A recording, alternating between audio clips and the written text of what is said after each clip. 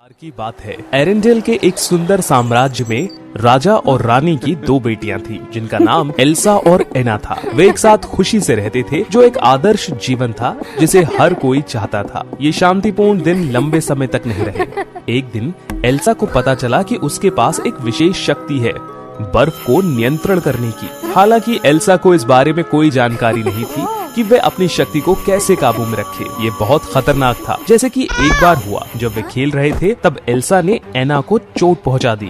एना क्या तुम ठीक हो? मुझे माफ कर दो, मेरा ऐसा इरादा नहीं था। पिताजी, माँ, एना को बचाओ।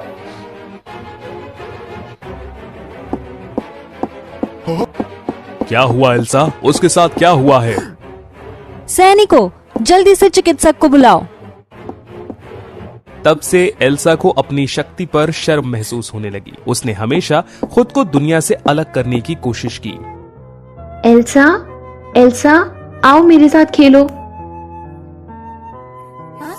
अपनी बहन के साथ खेलने की इच्छा के बावजूद एल्सा को अभी भी उस चीज का डर था जो उसने एना के साथ किया था।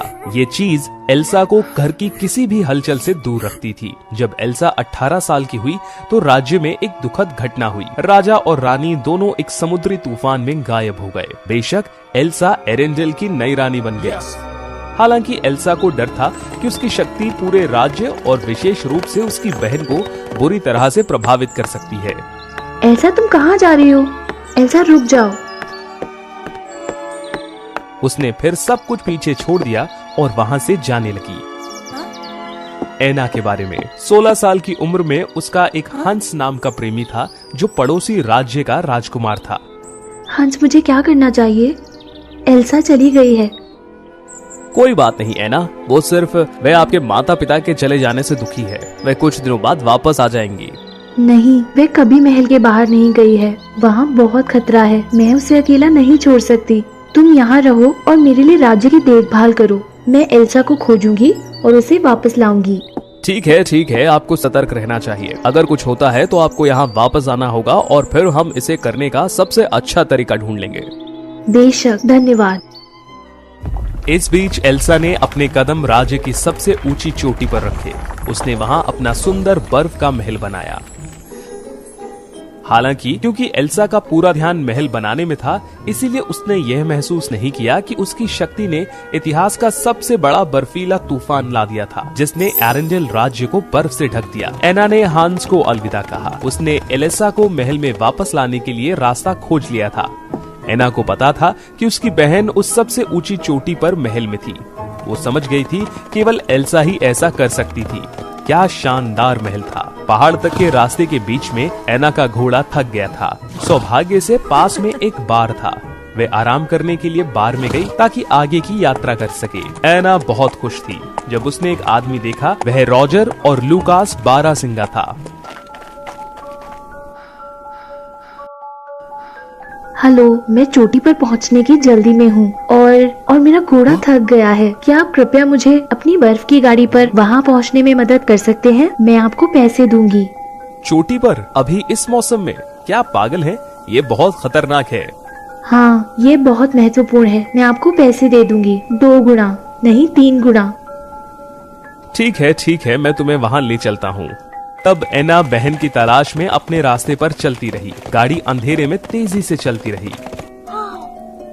अंत में कई कठिनाइयों और चुनौतियों के साथ एक लंबी रात के बाद एना एल्सा के महल में पहुंच गई। वे ओलाफ, एक बर्फ के आदमी से मिले जिसको एल्सा ने अपने लिए बनाया था। हेलो, आप कौन हैं? आप क्या चाहते हैं? हेलो, मैं एना हूँ और यह मेरा दोस्त रॉजर और लूकास है। मैं यहाँ अपनी बहन एल्सा को खोजने आई हूँ। तो क्या एल्सा यहाँ इस महल में रहती है? एना, तो आप एना हैं जिसके बारे में मास्टर हमेशा बात करती हैं। मास्टर? ये सही है? यह महल एल्सा का है? हाँ, मैं उसकी बहन हूँ। मैं उसे मिलने आई हूँ। हाय एना, मैं ओलाफ हूँ, इस महल का बटलर। मैं आपको उनके पास ले चलता हूँ। एल्सा से मिलाने के लिए ओलाफ खुशी खुशी एना और रॉजर को महल में ले गया। अपनी बहन से मिलकर एना वास्तव में बहुत खुश हुई। एल्सा, एना, तुम यहाँ क्यों हो? और राज्य का क्या? मैं तुम्हारे लिए आई हूँ। एरेंडेल को तुम्हारी जरूरत है। मैं नहीं चलूंगी। मैं वापस नहीं जा सकती। मैं राज्य के लिए कुछ भी मदद नहीं कर सकती। यह आप सभी के लिए बहुत खतरनाक है। मैं अपना विचार नहीं बदलूंगी। तुम यहाँ से वापस चली जाओ। देखो, तुम्हारे जाने के बाद सब कुछ बर्फ में ढक गया है। तुम इस राज्य की शासक हो। तुम जानती हो तुम्हें अपने नागरिकों का ध्यान रखना होगा, सूर्य के प्रकाश को वापस इस जगह पर लाने के लिए। ऐसा लगा मानो कि उन शब्दों ने एल्सा को प्रभावित किया हो। वह आश्चर्यजनक रूप से अपने राज्य को देखने के लिए खिड़की की ओर भागी। हरा भरा एरेंडल अब बर्फीला एरेंडल बन चुका था। बिल्कुल नहीं। क्यों? क्या मेरी शक्तियों ने पूरे राज्य को बर्फ में ढक दिया है? ऐसा नहीं हो सकता। नहीं। एल्सा की शक्ति ने नियंत्रण होना शुरू कर दिया। उसके हाथों से बर्फ के टुकड़े निकलने लगे। दुर्भाग्य से उनमें से एक एना को लग गया। एना, हमें वापस जाना चाहिए। आपको चोट लगी है। नहीं, जब तक मैं एल्सा को वापस। हांस की बात करें तो 2 दिन के बाद एना की कोई खबर न मिलने पर हांस ने अधिक जानकारी के लिए एल्सा के महल में जाने का फैसला किया। हालांकि वह इतने सैनिकों को बिना किसी स्पष्ट कारण के अपने साथ ले आया था। ये पता चला कि उसका उद्देश्य केवल एल्सा को पकड़ने का था, न कि एना की तलाश करना। एल्सा को हराना आसान नहीं था। उसने लड़ने के लिए अपनी शक्ति का इस्तेमाल किया। एल्सा, रुक जाओ। क्या आप इस राज्य को नष्ट करना चाहती हैं? एना खतरे में है। क्या आपको अपनी बहन के जीवन की परवाह नहीं? एना खतरे में है? ऐसा कैसे हो सकता है? मेरी वजह से? बिल्कुल नहीं। उस समय तक हांस ने एक सैनिक को एल्सा को पीछे से मारने का आदेश दिया। एल्सा बेहोश हो गई और उसे वापस महल में ले गए। राजकुमारी एना गंभीर रूप से घायल हो गई हैं और वो अपने कमरे में है। ठीक है, मुझे रास्ता दिखाओ। एना, क्या तुम ठीक हो? हंस, तुम वापस आ गए। मुझे चोट लगी है। कृपया चिकित्सक को बुलाएं। मुझे एल्सा को खोजने के लिए वापस जाना है। एना, तुम्हें कहीं जाने की जरूरत नहीं है। एल्सा वापस आ गई है। सच में? हे भगवान, कृपया मुझे उसके पास ले चलो। वो जेल में है, अपनी फांसी की प्रतीक्षा कर रही है। और आप इसे अब और नहीं सह सकती हैं, है ना? माफ करना है ना, इस साम्राज्य को मेरा होना है और ये होगा मेरा। हंस, क्या? पर क्यों? आप? हांस कमरे से बाहर चला गया, एना को अपना सवाल खत्म करने दिए बिना, और कमरे में केवल एक अकेली राजकुमारी थी। वहीं दूसरी तरफ हांस ने राज्य के बड़े बुजुर्गों को बुलाया और एल्सा के बारे में बताया।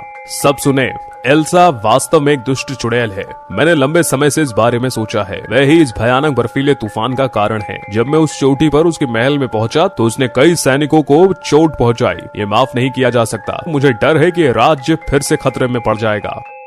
असंभव, प्यारी राजकुमारी एल्सा एक दुष्ट चुड़ैल। हे भगवान, ये वास्तव में आश्चर्य की बात है। अगर हम उन्हें जीवित रहने देते हैं तो यह राज्य जल्द ही ढह जाएगा। सभी लोग हांस के साथ सहमत थे। तुरंत उसने एल्सा को सजा देने के लिए लाने की आज्ञा दी। आना को क्या हुआ? यह सब मेरे कारण है, इस अजीब शक्ति की वजह से। इसके बिना मैं अपने प्रिय के साथ शांतिपूर्ण जीवन जी सकती थी। दरवाजा खुला। एल्सा ने 2 सैनिकों को देखा जिनका कर्तव्य था कि वे उसे सजा देने के लिए लेकर जाएं। राजकुमारी एल्सा, समय आ गया है, कृपया हमारे पीछे आए। एना के हाथ और चेहरा धीरे धीरे बर्फ में ढक गए। ऐसा लग रहा था कि उसके शरीर में भी वही सब होने वाला था, बस कुछ ही समय और। कमरे में बंद होने के कारण वह हताशा थी। एना ने अपनी बहन को खोजने के लिए कमरे से बाहर निकलने की कोशिश की। हालांकि जमे हुए भागों के कारण वह वहां पड़े रहने के अलावा कुछ नहीं कर सकती थी। ओलफ, तुम यहाँ क्या कर रहे हो? मेरे मास्टर को पकड़ लिया गया है। मैं उन्हें खोजने के लिए यहाँ आया था, फिर मैंने आपको यहाँ पाया। ओलफ, कृपया मुझे यहाँ से निकलने में मदद करो। एल्सा खतरे में है, हमें उसे बचाना होगा। क्या वो खतरे में क्यों है? क्या उस क्रूर राजकुमार के कारण? हाँ, ये एक लंबी कहानी है। पहले मेरी मदद करो। ओलाफ ने एना को कमरे से बाहर निकाला। तब उसने एल्सा को खोजने की योजना बनाई।